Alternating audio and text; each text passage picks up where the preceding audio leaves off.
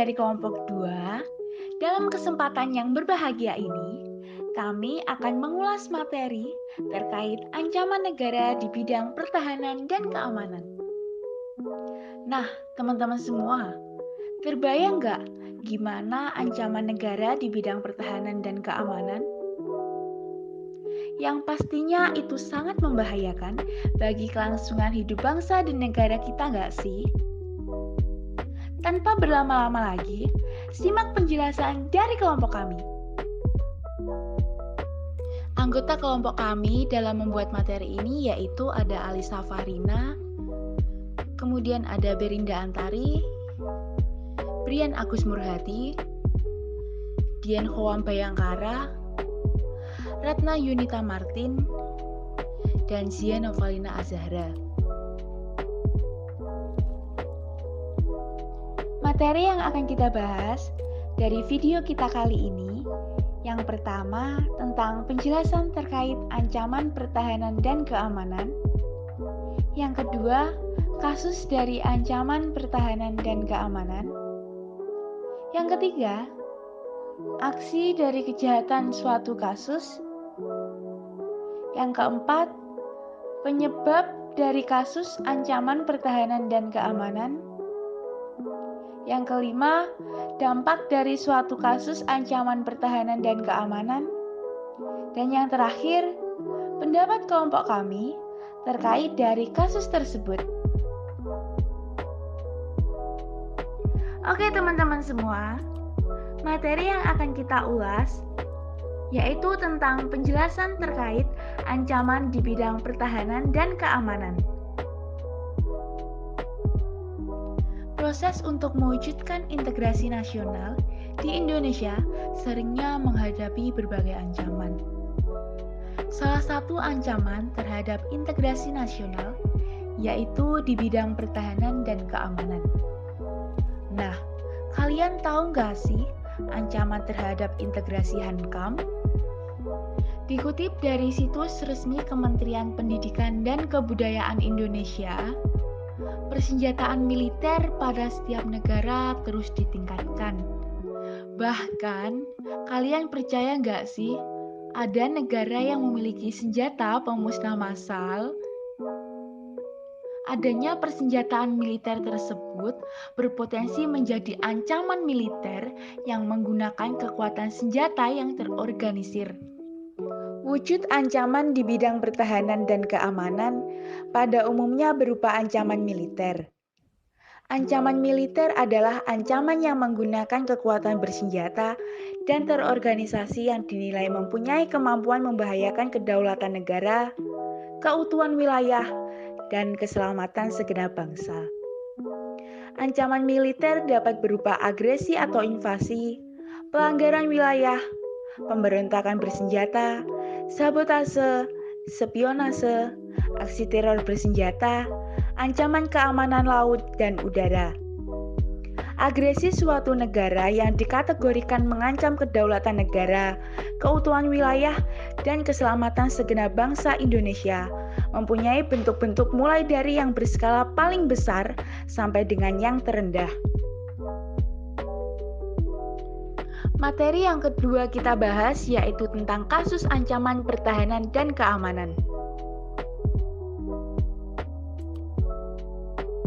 Dalam materi ini, kami mengangkat kasus kelompok kriminal bersenjata atau KKB Organisasi Papua Merdeka. Apakah ada dari kalian yang tahu kasus ini?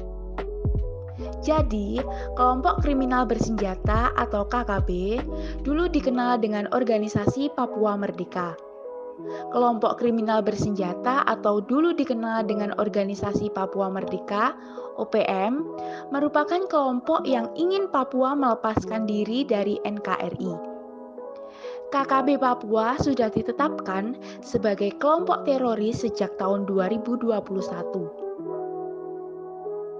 Materi selanjutnya yaitu penyebab ancaman, kasus ancaman pertahanan keamanan di Indonesia. Sebutan KKB ini dulunya dikenal dengan nama Organisasi Papua Merdeka.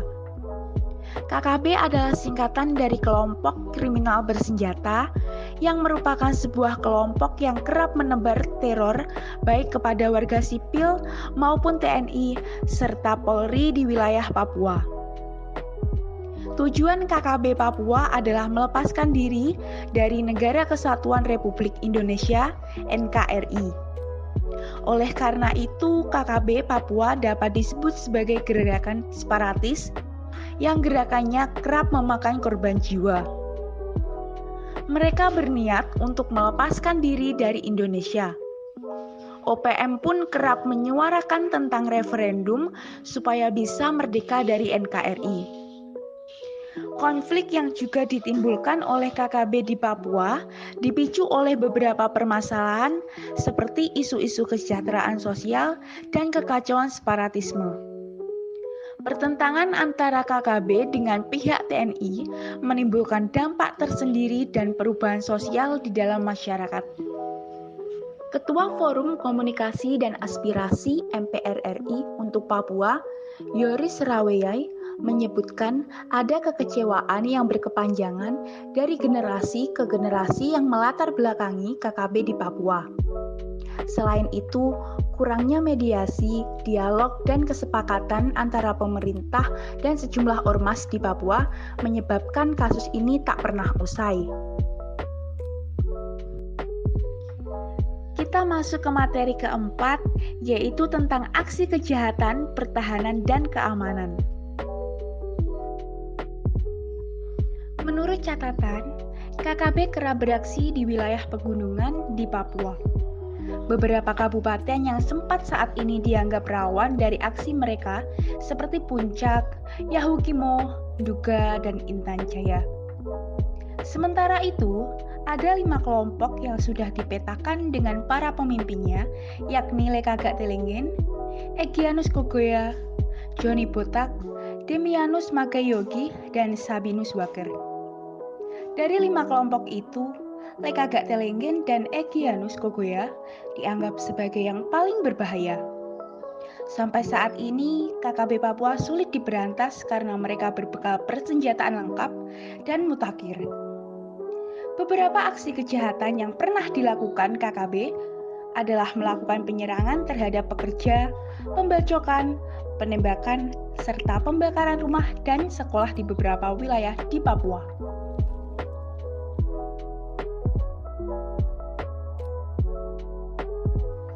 Materi selanjutnya yaitu dampak dari kasus pertahanan dan keamanan. Nah, di sini terdapat 2 aspek yang kita paparkan. Yang pertama yaitu dampak dari dalam negeri, khususnya di wilayah Papua. Pelabelan teroris telah mengakibatkan beberapa dampak negatif, khususnya pada masyarakat sipil Papua.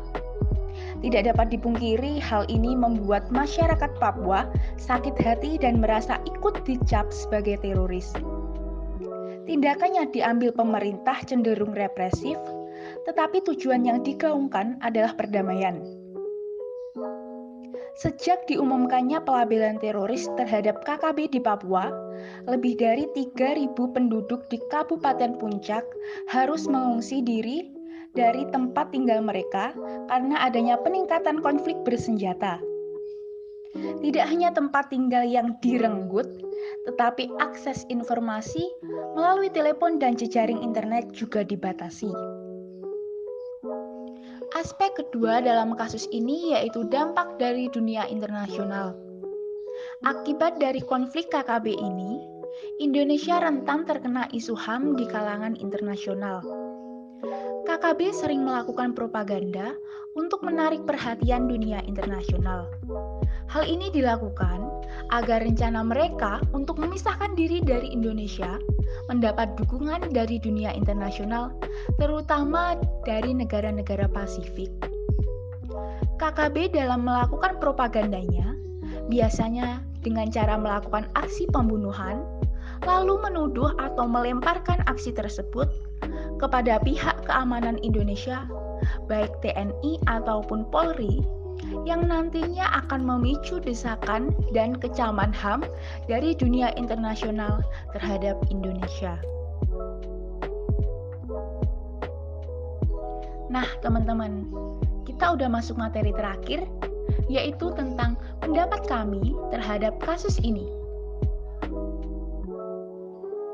Berdasarkan penjabaran tersebut, kami berpendapat bahwa negara harus hadir dan menggunakan kekuatan yang diperlukan untuk mengeliminasi semua potensi ancaman terhadap warga Papua demi tegaknya hak asasi dan keadilan sosial di Papua.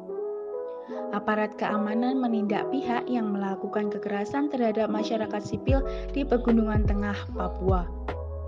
Hal ini sehubungan dengan meningginya intensitas kekerasan oleh kelompok bersenjata, bahkan tenaga kesehatan menjadi korban karena berusaha menyelamatkan diri.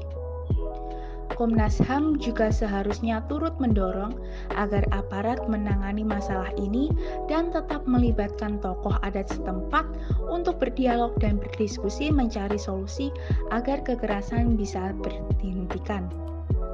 Kami juga berargumen kepada pemerintah Provinsi Papua untuk mendorong agar TNI dan Polri terlebih dahulu untuk melakukan pemetaan kekuatan KKB yang melingkupi persebaran wilayahnya, jumlah orang, dan ciri-ciri khusus untuk menggambarkan tubuh organisasi tersebut.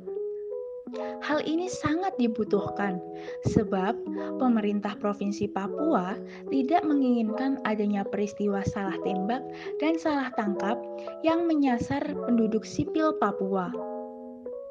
Pemerintah Provinsi Papua juga meminta kepada pemerintah pusat dan DPR RI agar melakukan pengkajian kembali menyoal penyematan label terhadap KKB sebagai teroris. Kami berpendapat bahwa pengkajian tersebut harus bersifat komprehensif dengan memperhatikan dampak sosial, dampak ekonomi, dan dampak hukum terhadap warga Papua secara umum. Oke teman-teman, setelah kalian mendengarkan tentang kasus KKB di Papua, adakah pendapat lain dari kalian pada kasus ini?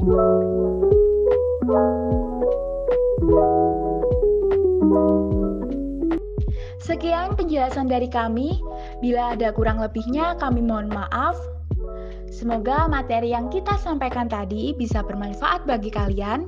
Dan jika ada pertanyaan atau pendapat lain, silakan disampaikan. Terima kasih semua.